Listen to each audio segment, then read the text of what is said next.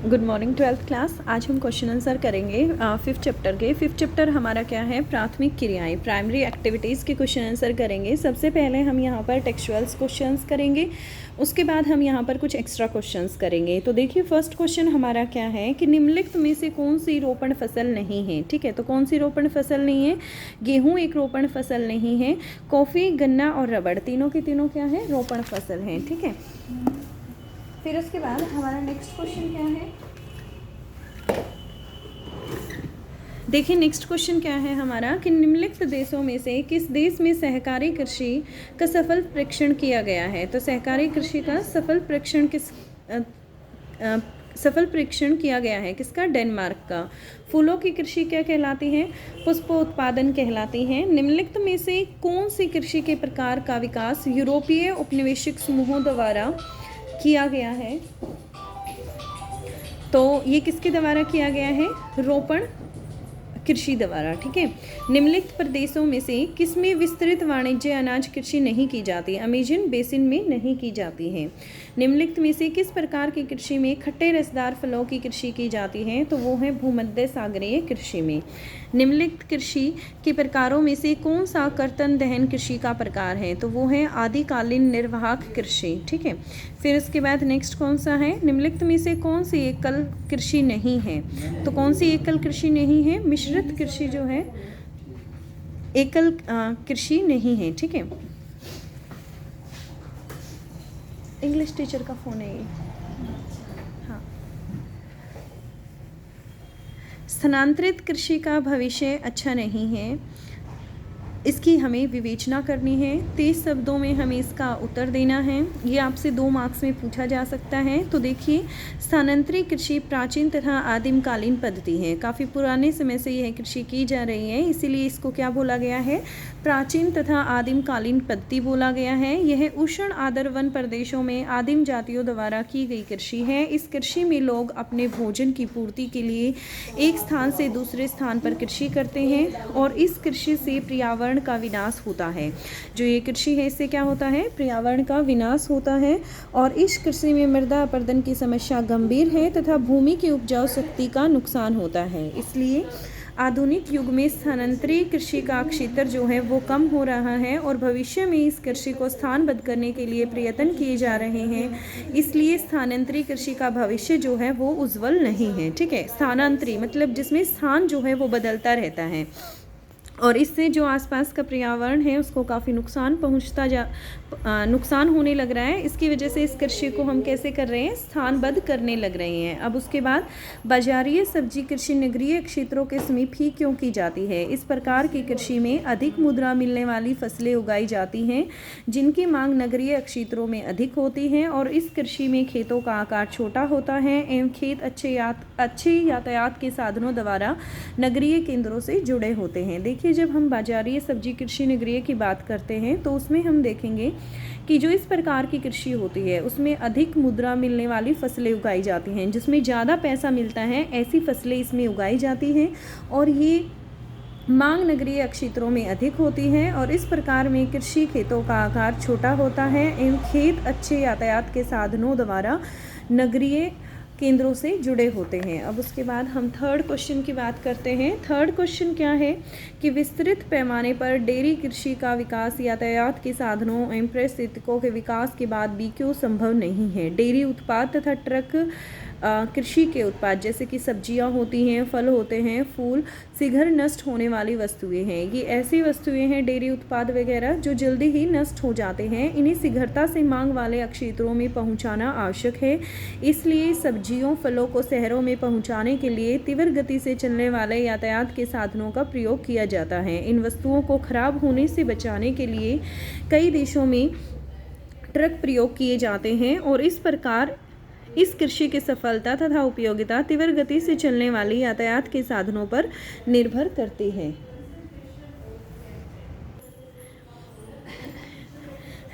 तो देखिए ये जो डेयरी उत्पाद होते हैं ये शीघ्र नष्ट हो जाते हैं और इसीलिए हमें इन्हें शीघ्रता से मांग वाले क्षेत्रों में पहुंचाना आवश्यक होता है।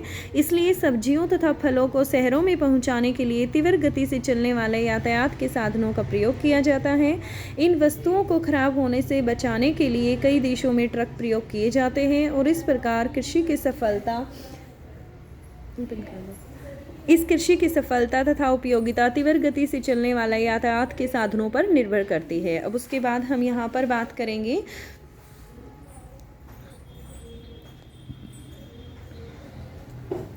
चलवासी पशुचारण तथा वाणिज्य पशुधन पालन में अंतर क्या है, और ये 150 वर्ड्स में आपको एक्सप्लेन करना है। ठीक है, ये एक बड़ा क्वेश्चन है।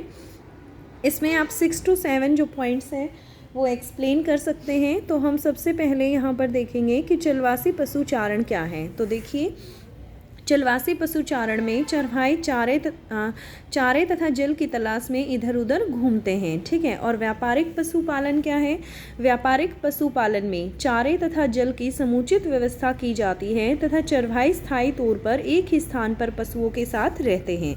जो चलवासी पशुचारण होगा उसमें चारे के लिए या फिर जल की तलाश में इधर उधर घूमते हैं। ठीक है, लेकिन ये जब व्यापारिक पशुपालन की बात करेंगे तो जो चारा है और जो जल है दोनों ही एक समुचित स्थान पर उपलब्ध हो जाते हैं और इसे क्या कहा जाता है, व्यापारिक पशुपालन कहा जाता है। चलवासी जो चरवाहे हैं वो अविकसित हैं, उनका विकास नहीं हुआ है, वो अंडर डेवलप है और ये प्राचीन पद्धति से पशुपालन करते हैं। काफ़ी पुराने समय से ये क्या कर रहे हैं, पशुओं का पालन करने लग रहे हैं। और व्यापारिक पशुपालन जो है वो एक आधुनिक पद्धति है। ठीक है, मॉडर्न तरीका है, आधुनिक है वो, उसमें भी पशुपालन ही किया जाता है।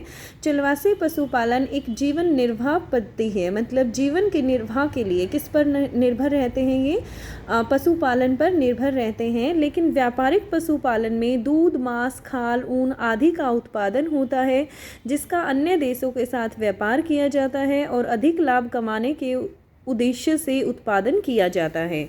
अब उसके बाद चलवासी पशुचारण में विभिन्न प्रकार के पशुओं को रखा जाता है और व्यापारिक पशुपालन में पशुओं को अनुकूल दिशाओं के अनुसार रखा जाता है, अर्थात जिस पशु के लिए भौगोलिक दिशा अनुकूल होती है उन्हें को ही वहीं रखा जाता है। चलवासी पशुचालन में चारा प्राकृतिक रूप से विकसित होता है और व्यापारिक पशुपालन में पशुओं के लिए चारा फार्म में उगाया जाता है। ठीक है, इसमें पशुओं के प्रजनन तथा नस्ल सुधार के लिए प्रयास नहीं किए जाते हैं, कोई एक्स्ट्रा एफर्ट्स नहीं किए जाएंगे। ठीक है, उनके रिप्रोडक्शन के लिए, उनके प्रजनन के लिए और उनकी नस्ल के सुधार के लिए कोई एफर्ट्स नहीं किए जाएंगे। और इस पद्धति में पशुओं के प्रजनन तथा नस्ल सुधार के लिए प्रयास किए जाते हैं क्योंकि इनको ज़्यादा प्रॉफिट की आवश्यकता होती है और ज़्यादा लाभ कमाने के लिए ये जो उनके रिप्रोडक्शन की स्थिति होती है और जो नस्ल सुधार होती है उसके इसमें अलग से एफर्ट्स किए जाते हैं। चलवासी पशुचारण में पशुओं के स्वास्थ्य की जांच तथा उपचार की आवश्यकता नहीं होती है या उसके लिए कोई व्यवस्था नहीं की जाती है अलग से इंडिविजुअल। लेकिन जब हम व्यापारिक पशुपालन की बात करेंगे तो पशुओं के स्वास्थ्य तथा बीमारियों की रोकथाम के लिए उपाय किए जाते हैं, उपचार की व्यवस्था होती है। और चलवासी पशुचारण अर्ध शुष्क प्रदेशों की कठोर जलवायु में होता है। कैसे क्षेत्रों में होता है, जो अर्ध शुष्क जो क्षेत्र होते हैं, ठीक है, वहाँ पर होता है। और व्यापारिक पशुपालन शीतोष्ण घास के मैदानों में सम जलवायु में होता है। चलवासी पशुचारण के मुख्य अक्षेत्र सहारा, दक्षिणी पश्चिमी व मध्य एशिया, यूरेशिया में टुंड्रा का दक्षिणी सीमांत व दक्षिणी पश्चिमी अफ्रीका है। और वैसा व्यापारिक पशुपालन के मुख्य अक्षेत्र की हम बात करें तो उसमें कौन सा है, उत्तरी अमेरिका के प्रेयरी, दक्षिणी अमेरिका के लानोस व पंपास हैं वे दक्षिणी अफ्रीका के वेल्ड, ऑस्ट्रेलिया के डाउन्स व न्यूजीलैंड के घास स्थल हैं। अब नेक्स्ट क्वेश्चन कौन सा है हमारा, रोपण कृषि की मुख्य विशेषता बतलाइए तथा भिन्न भिन्न देशों में उगाई जाने वाली कुछ रोपण फसलों के आपको नाम भी बताने हैं। तो रोपण कृषि की विशेषताएं क्या हैं, इसमें कृषि का आकार बहुत ही विस्तृत होता है। ठीक है, व्यापार के लिए ही जनरली ये की जाती है ताकि अधिक से अधिक जो लाभ है वो कमाया जा सके, इसलिए जो इसका क्षेत्र होता है वो क्या होता है, काफ़ी विस्तृत होता है। इसमें अधिक पूंजी की आवश्यकता होती है, इन्वेस्टमेंट की आवश्यकता आवश्यकता होती है, उच्च प्रबंधन की ज़रूरत होती है, तकनीकी आधार व वैज्ञानिक विधियों का इसमें प्रयोग किया जाता है। यह एक फसली कृषि है, मतलब इसमें एक ही फसल का उत्पादन किया जाता है, एक ही फसल के उत्पादन का ही संकेंद्रण किया जाता है। ठीक है, सिर्फ सिंगल फसल जो है वो इसमें उगाई जाती है। और सस्ते श्रमिकों की उपलब्धता, ठीक है, काफ़ी बड़े पैमाने पर यह कृषि की जाती है, इसलिए इसके लिए सस्ते श्रमिकों की ज़रूरत होती है। यातायात के साधन विकसित होते हैं जिसके द्वारा बागान एवं बाजार सुचारू रूप से जुड़े रहते हैं। अब मुख्य फसलें कौन सी हैं, इसके कुछ एग्जाम्पल्स आपको बताने हैं। तो इसके एग्जाम्पल कौन से हैं? चाय है, कॉफ़ी है, कोको, रबड़, गन्ना, कपास, केला एवं अनानास हैं। ठीक है, क्लियर हो गया आपको यहाँ से। इसके बाद हम इसके टेक्सचुअल्स क्वेश्चंस करेंगे। टेक्सचुअल्स क्वेश्चंस हम कर चुके हैं, अब हम यहाँ पर MCQs करेंगे 1 मार्क्स के, जो आपके पेपर में आपसे पूछे जाते हैं। अब देखिए, मानव के आर्थिक क्रियाकलापों को कितने प्रमुख वर्गों में बांटा गया है? तो मानव के जो आर्थिक क्रियाकलाप हैं, प्राथमिक हैं, द्वितीयक हैं, तृतीयक हैं और चतुर्थक हैं। तो इसने पूछा कि मानव के जो आर्थिक क्रियाकलाप हैं उनको कितने भागों में बांटा गया है। कितने भागों के नाम बताए हैं मैंने आपको? 4 भागों के नाम बताए हैं।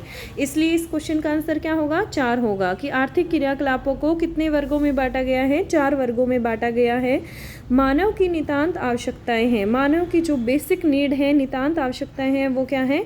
भोजन है, आवास है और वस्त्र है। संसार के विकसित राष्ट्रों में कितने प्रतिशत लोग प्राथमिक क्रियाओं में संलग्नित हैं? तो 5% लोग जो हैं वो प्राथमिक क्रियाओं में संलग्नित होते हैं। फिर उसके बाद देखो कि कालाहारी के आखेट संग्राहक को किस नाम से जाना जाता है? जो कालाहारी के जो शिकार करते हैं, आखेटक का अर्थ क्या है? जो शिकार करते हैं, उनको किस नाम से जाना जाता है? सान के नाम से जाना जाता है। और अफ्रीका के, ये कालाहारी जगह के आखेटक संग्राहक थे, और अफ्रीका के जो आखेटक संग्राहक हैं उनको किस नाम से जाना जाता है? पिग्मी के नाम से जाना जाता है। दोनों के दोनों क्वेश्चन इंपॉर्टेंट हैं। कालाहारी के जो आखेट संग्राहक हैं उनको किस नाम से जाना जाता है? सान के नाम से। और जो अफ्रीका कंटिनेंट के हैं उनको किस नाम से जाना जाता है? पिग्मी के नाम से उनको जाना जाता है। दक्षिण भारत के आखेटक संग्राहक को किस नाम से जाना जाता है? तो वो कौन सा है? पालियान है। पिंटोपे आखेटक तथा संग्राहक निम्नलिखित में से किस क्षेत्र से संबंधित हैं? तो ये कौन से क्षेत्र से संबंधित हैं? ऑस्ट्रेलिया से संबंधित है। ठीक है, लैब्राडोर के जो आखेटक हैं, ये एक क्वेश्चन और आ गया, वैसा ही जैसे मैंने आपको ऑलरेडी 2 क्वेश्चंस करवाए हैं। तो उनको किस नाम से जाना जाता है? वो है इनू। और निम्नलिखित में से कौन सा प्राथमिक व्यवसाय नहीं है? तो देखिए, प्राथमिक व्यवसाय कौन से होते हैं? आखेट, शिकार करना, संग्रहण करना चीज़ों का, ठीक है, और मत्स्य पकड़ना, मछलियों का पकड़ना। लेकिन जो सूती वस्त्र बनाना है ये एक उद्योगों में सम्मिलित है और ये द्वितीयक क्रियाकलाप के अंतर्गत आता है, इसलिए यह प्राथमिक व्यवसाय में नहीं हो सकता। और इसीलिए इसका आंसर क्या होगा? सूती वस्त्र बनाना। निम्नलिखित में से कौन से देश में चलवासी पशुचारण पाया जाता है? तो कौन से देश में पाया जाता है? सऊदी अरेबिया में पाया जाता है।